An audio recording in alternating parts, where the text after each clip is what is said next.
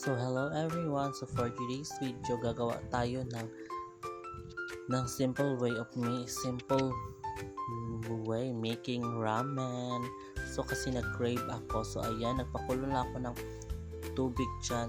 300 yung nakalagay doon sa aking measure na baso.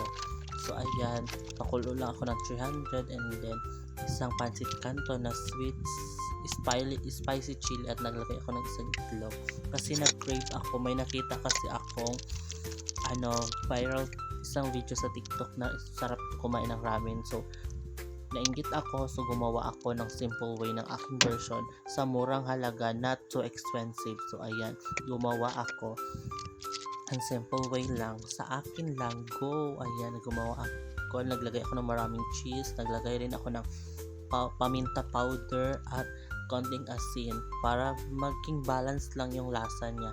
Ayan, go at pwede makain sa aking kainggitan. Pasensyahan niyo na po ako mga ka-viewers.